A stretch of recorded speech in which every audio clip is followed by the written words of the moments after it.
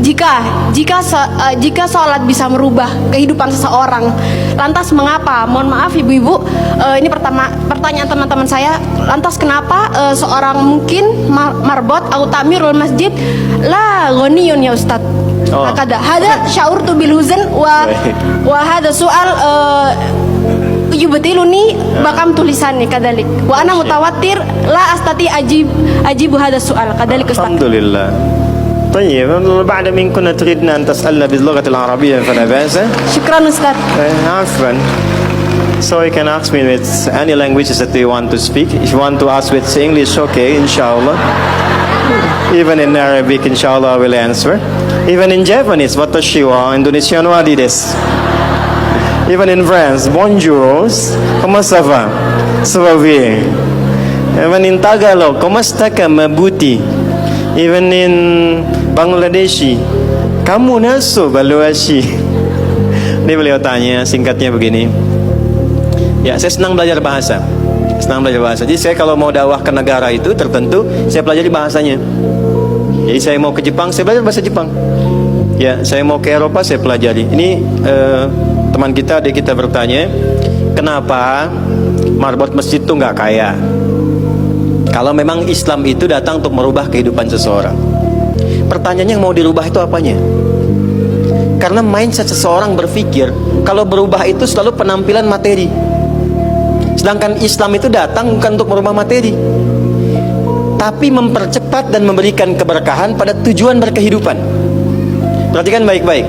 Ada 4 pilihan dalam berkehidupan. Silahkan gunakan.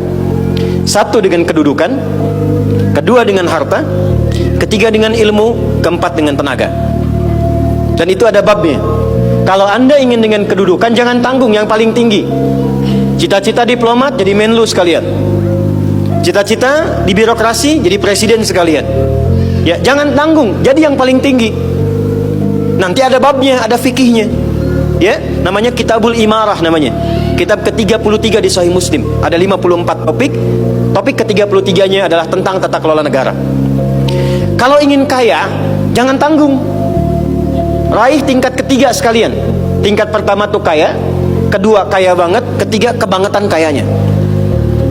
Dan semua sahabat dapat level itu. Nanti ada kurikulumnya di Al-Bukhari, Kitabul Buyu', kitab tentang tata kelola niaga. Tidak pernah ada sahabat Nabi, kemudian tabi'in dan generasi setelah itu yang mengamalkan bisnis dengan metode itu. Tidak pernah mereka berdagang dan kembali modal, nggak ada. Mereka selalu kembali untung. Nggak ada dagang kembali modal, kembali untung. Abdurrahman bin Auf, Utsman bin Affan. Yang pertama tadi Amr bin As, Umar bin Khattab dan sebagainya. 3, ilmu. Ilmu jangan tanggung, jadi pakar di bidangnya. Utsman lihat, oke, yang di birokrasi Amr, saya di harta. Tapi Ali melihat, Utsman sudah ngambil harta, Amr sudah ngambil kedudukan, saya pilih ilmu, passion saya di ilmu.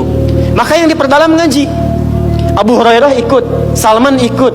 Jadi kebanggaannya itu bukan ketika kaya, tapi ketika dia punya ilmu yang bertambah. Dan itu yang dia bawa bekalnya menghadap Allah. Kemudian yang paling menarik, ilmu sudah diambil oleh Ali bin Abi Thalib, Abu Hurairah. Harta diambil passionnya oleh Utsman. Kedudukan diambil oleh siapa? Umar bin Khattab. Ya, kemudian Amr bin As. Maka Bilal melihat, dari 4 ini tinggal 1, tenaga. Maka beliau dedikasikan hidupnya untuk mencari ridha Allah yang merubah hidupnya dengan tenaganya. Dengan tenaganya. Maka yang dipakai azan, Allahu Akbar, Allahu Akbar. Selesai azan, Nabi langsung komen, Bilal langsung like, sahabat langsung share, dan kita subscribe sekarang. Apa komen Nabi? Aku dengar suara terumpah kaki Bilal di surga. Bilal ketika mendengar itu, adzan aja udah komen saya ke surga. Ngapain lagi saya kerja harta seperti Utsman? Secukupnya yang ada, yang penting saya jaga, meninggal masuk surga. Itu fikihnya. Maka dari sini muncul fikih marbot. Jadi kalau Anda ingin jadi marbot untuk mencari dunia, Anda salah tempat. Anda harusnya datang ke Hijab Fest, lihat orang jualan, pelajari itu, besoknya jualan jilbab.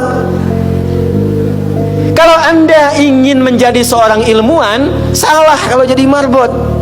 Belajar, datangi pengajian, pelajari dengan baik, Kalau kita tahu passion kita, bisa milih pertahankan untuk pulang, jadikan itu sebagai istiqomah jalan pulang kita. Jadi kalau Anda pengen sukses ukurannya duniawi, jangan jadi marbot. Nanti kotak infak hilang semua. Marbot itu pilihan fikih, sanadnya ke Bilal. Saya punya murid-murid yang belajar khusus tingkatan S1 sampai S3. Kami berikan beasiswa, nanti sebentar lagi dibuka untuk yang perempuan. Itu yang ngajarnya semua pakai sanad. Jadi azan aja ada sanadnya sampai ke Nabi. Semua hadis pakai sanadnya. Jadi itu jawabannya. Untuk menjadi marbot, perubahan yang dihadirkan dalam Islam, tinjauannya tidak selalu materi. Maka apa yang dipilih itu? Kalau sudah dipilih, maka jaga konsisten sampai pulang. Nanti menjaga konsisten itu babnya 9 lagi tingkatannya untuk konsisten. Konsis 1, konsis 2, konsis 3, konsis 4 sampai konsis